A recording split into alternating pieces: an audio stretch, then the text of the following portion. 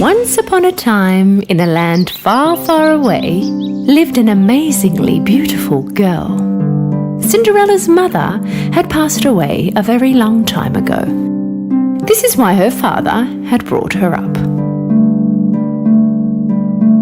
One day, when Cinderella's father remarried, her life had changed dramatically.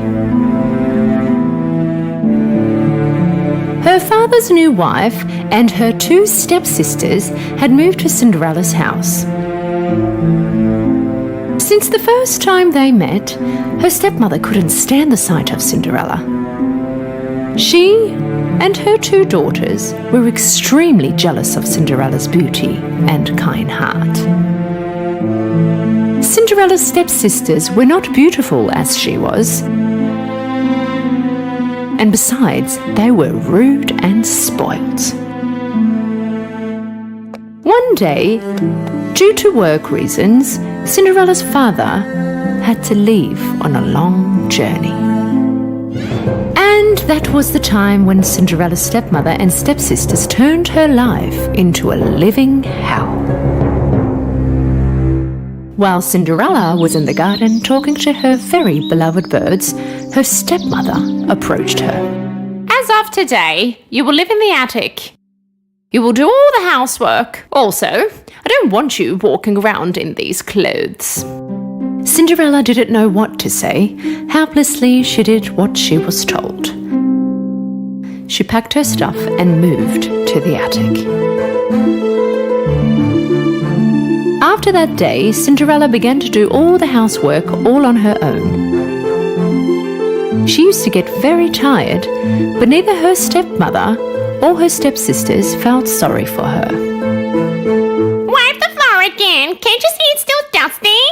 You haven't done the laundry. I have nothing proper to wear. Cinderella had no friends other than the mice and the birds that used to come to her window. Due to the cold, secretly at night time, Cinderella would go downstairs to the chimney and warm up near the dying fire and fall asleep.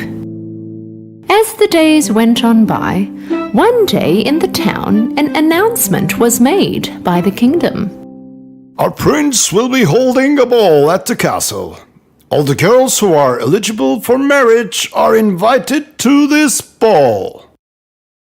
As soon as the stepsisters heard about this invitation, they ran home and told their mother. You will be the most beautiful girls at the ball.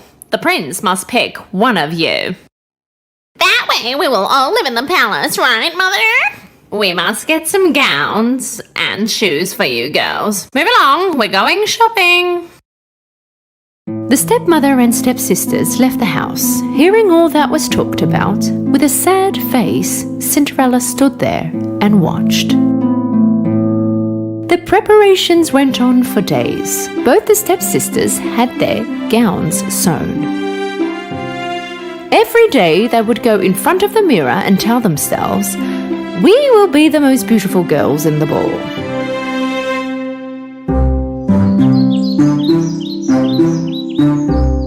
Finally, the big day had arrived.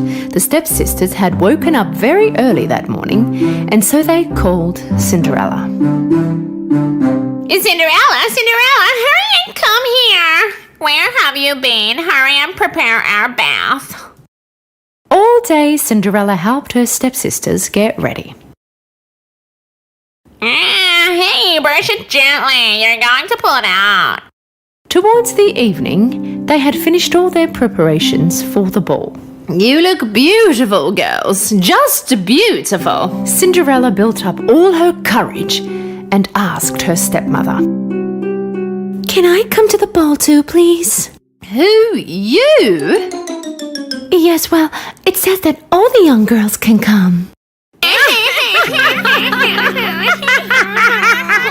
this your dress for the ball? The prince is looking for a wife, not for a maid, my dear.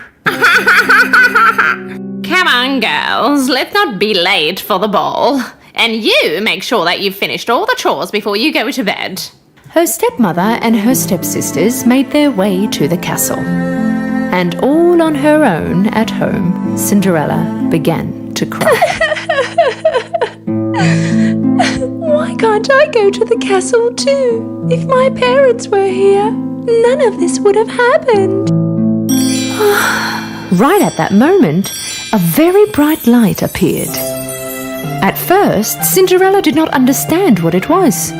She was staring at the light. Then suddenly, a beautiful fairy appeared in the middle of the light.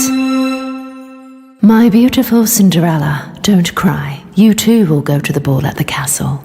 Cinderella could not believe her eyes. She asked in shock, Can I go? Just look at me. Do not worry. I'm here to help you. Now bring me a pumpkin and 7 mice. Cinderella could not understand why she wanted these things, but still she did as she was told. First, she went to the kitchen and grabbed a big pumpkin. Then she went to the attic, got her mice friends, and went down again. With her magic wand, the fairy turned the pumpkin into a beautiful horse carriage. Then she turned to the mice. One of them turned into the driver, and the other 6 of them turned into beautiful white horses. Amazed as she was, Cinderella was looking at the horse carriage. The fairy turned to her.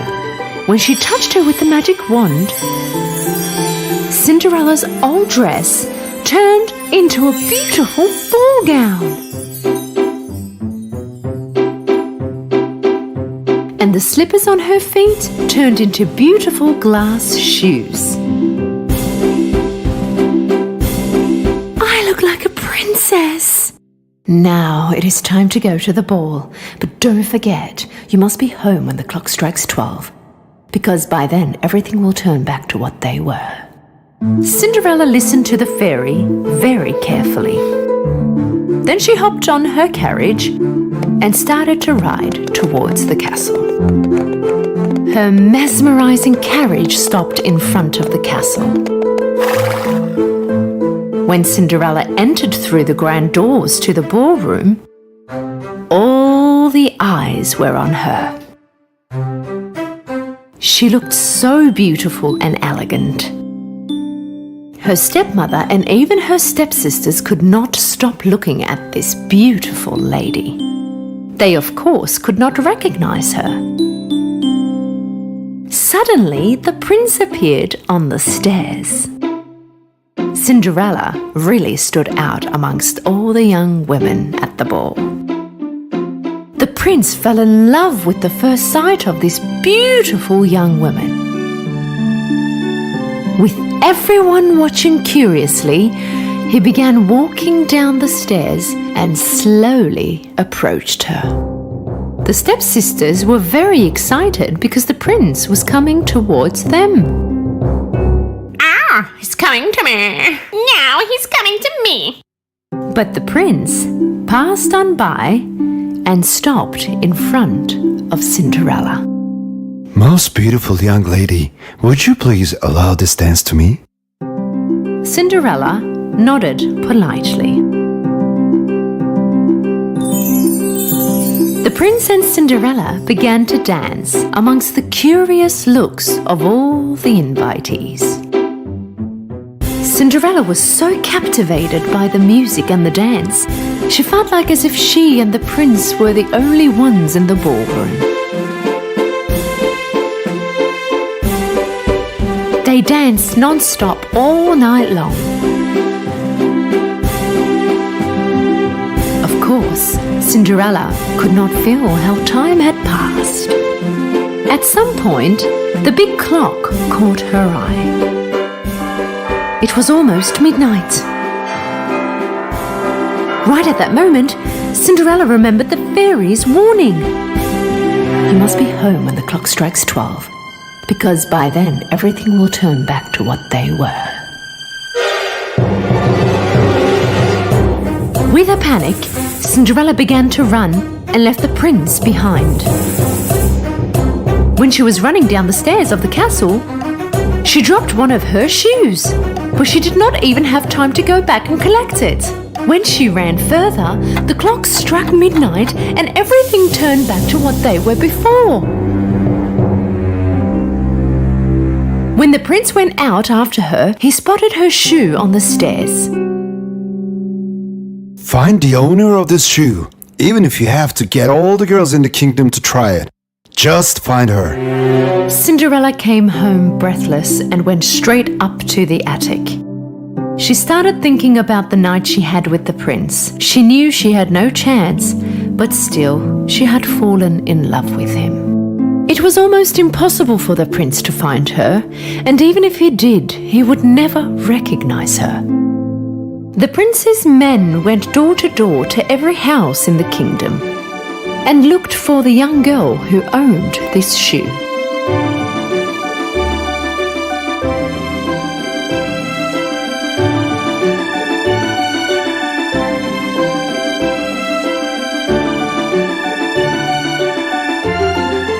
But the shoe did not fit any of these girls. In the end, the prince's men came by Cinderella's house. Cinderella was very happy to see the king's carriage in front of the house. Right when she was about to leave her room, her stepmother appeared at the door. And where do you think you are going? You want to try the shoe too? With a sarcastic laugh, the stepmother locked the door to the attic. No, please stop! Open the door, please! How pathetic! What would the prince have in common with you? The men first let the old skinny sister try the shoe, but it was too small for her feet. Look how beautifully it fit my foot. Then the younger chubby sister tried the shoe, but her chubby foot did not even get in the shoe. Maybe if we tried it on my other foot? Whatever they did, it just would not work. Finally, Cinderella's last try was to run to the window, but it was too high. So she began crying. Seeing her crying, her mice friends came next to her. My stepmom locked me in. She must have the key. One of the mice slipped underneath the door and ran downstairs. The stepmother was at the door with the prince's men. Why don't you come tomorrow? Today they are a little tired. Their feet must be swollen. The mouse jumped on the stepmother's skirt and, snatching the keys out of her pocket, ran upstairs. He slipped the keys under the door. Cinderella was very happy when she saw the key. Opening the door, she ran down as fast as she could. How did you get out? Please stop, don't go. I want to try the shoe too. The stepmother and her two daughters started to laugh hysterically. Please shush. It is the prince's orders that every girl in the kingdom must try the shoe. When Cinderella tried the shoe on, everybody was in shock because it fitted her perfectly. Young lady, are you the owner of this shoe? Cinderella nodded to confirm. Please come to the palace with us. Cinderella went to the castle with the prince's men, and they took her in front of the prince.